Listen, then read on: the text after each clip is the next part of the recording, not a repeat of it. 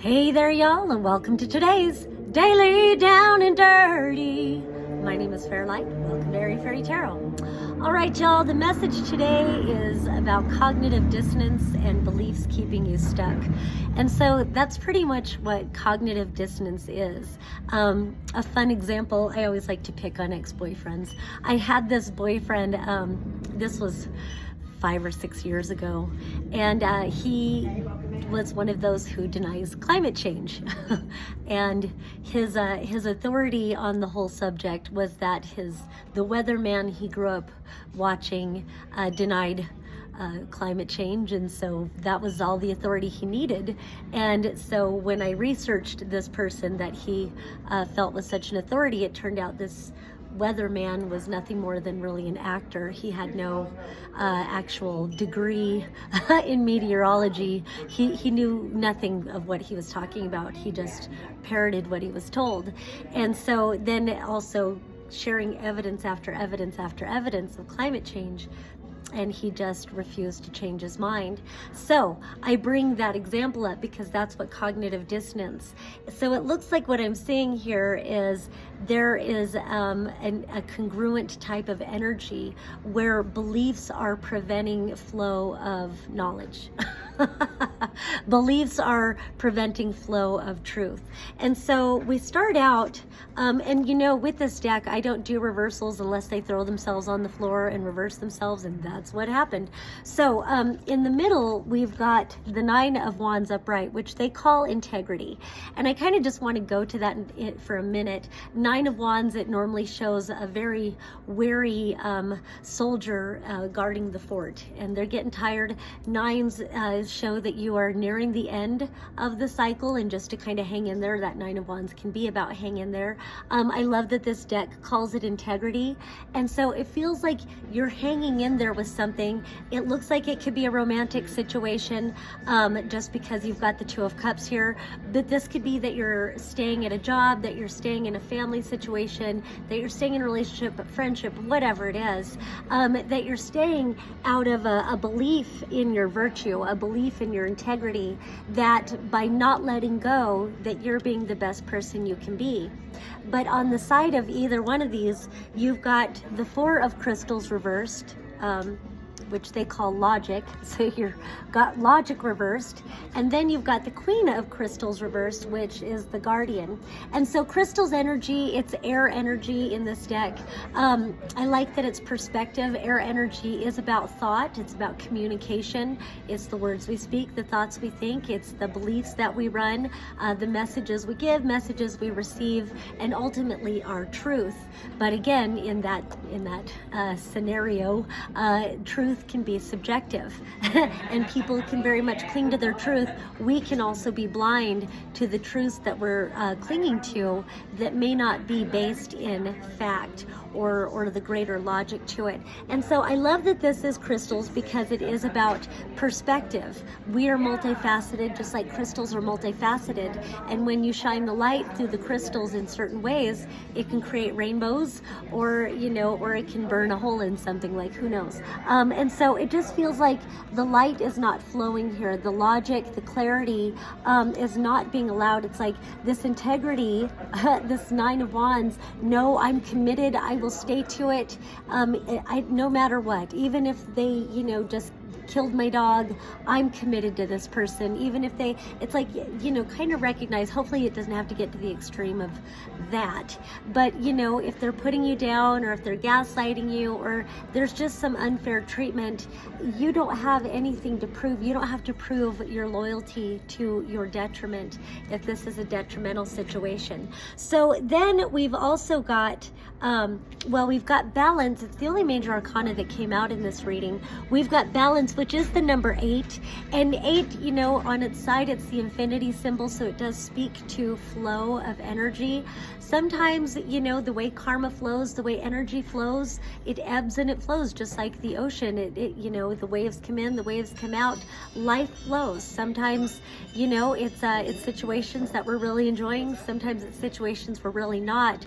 There's a need to bring balance to this flow, though, and I think to recognize what truly is going on.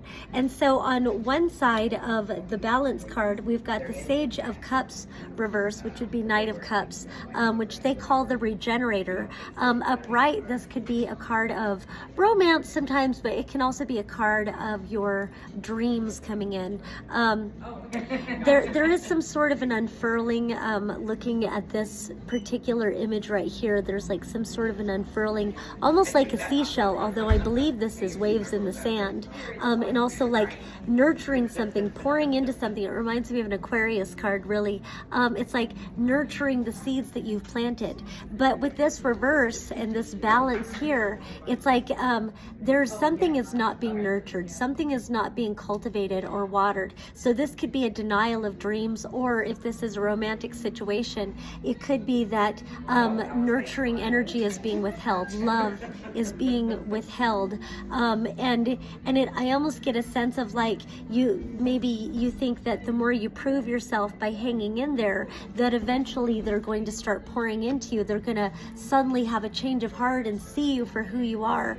But it feels like whatever the situation is, whether it's a lover, whether it's a job, whatever it is, parents, whatever, they are not you, and they are not going to perceive you the way you wish to be seen if you don't set boundaries and say, you're not going to fucking treat me this way anymore. So then on the other side of this balance card, we've got the Nine of Crystals, which they call narrowness. So this is narrow thinking, limited thinking. Again, it contributes to that idea of cognitive dissonance.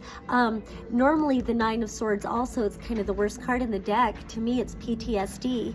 And so that could be why you're reinforcing these belief systems, because you feel safe in traumatic environments. And so you're clinging to it, believing this is your salvation, but really this is just limited thought patterns. You're just, making trauma responses, trauma response, trauma patterns, fight or flight, fawn or freeze, whatever it is, and not allowing yourself to expand your perception to gain greater clarity and balance to the situation.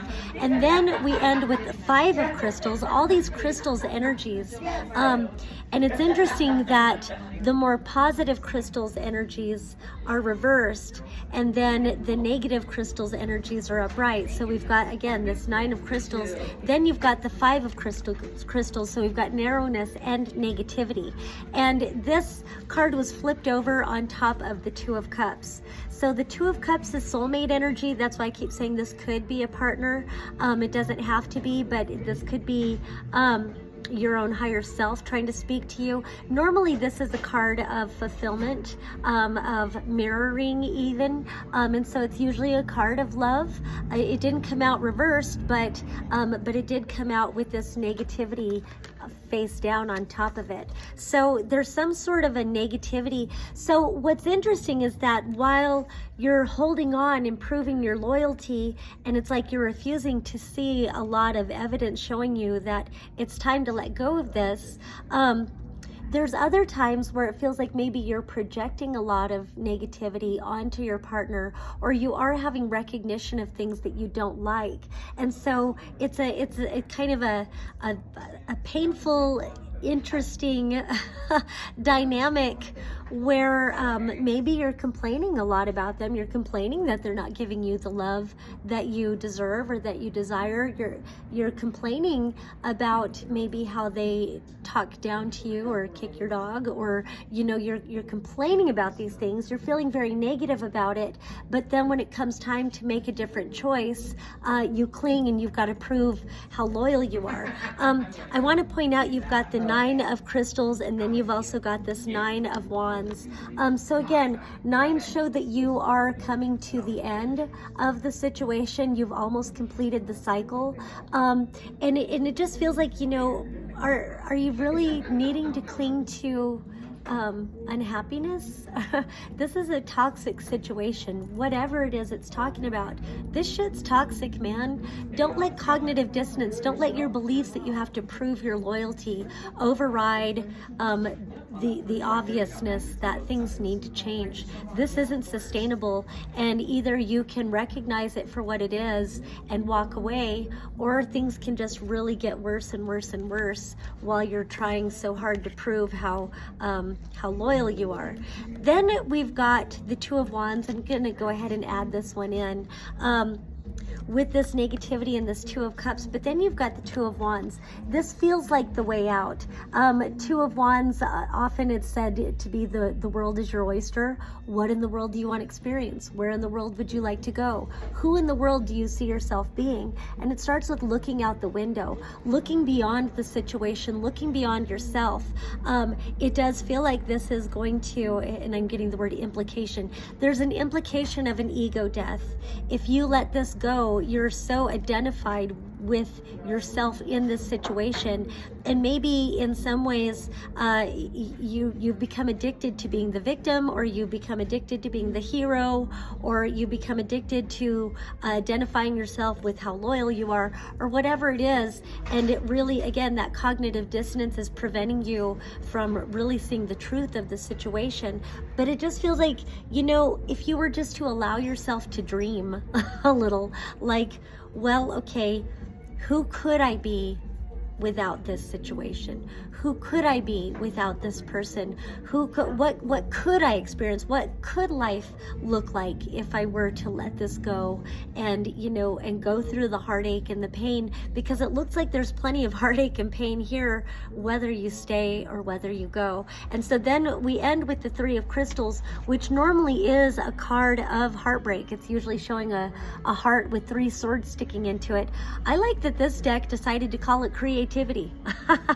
So again, it's about shifting your perspective. And once you, and I like that on this card, there's like this flame has been lit, and you see that it's come through the prismatic energy of the light coming through the window that has ignited this flame. So there's something about allowing your flame to be ignited, allowing your passion to be ignited, and then it leads you to some sort of creativity, imagining yourself beyond this space, imagining yourself beyond this time, imagining yourself out when you're free of this situation. So while this is not an easy read, and then I can't help but look, then you've got the Three of Cups. So it's interesting, the parallels. We have these two nines, and then we've got these two twos, and now we've got these two threes. You go to the Three of Crystals to the Three of Cups, which in this deck is what they call love. So, you know, normally the Two of Cups is like true love, but this is a broader love. Both of these threes do speak to creativity. You've got love and creativity. I think this is bringing you into a greater self-love, and maybe once you allow yourself to explore your world, explore your authentic expression, explore your options, explore your dreams and goals, and all kinds of opportunities that you can create for yourself, it feels like you restore yourself and you blossom and bloom, not only in the love of yourself, but probably you create situations and circumstances where you're surrounding yourself with situations that you love, with people that you love, people who truly, genuinely love you and appreciate you. So don't be afraid to change. All right, that's all I have for today. Once again, my name is Fairlight. Thank you so much for watching. Peace and love until next time.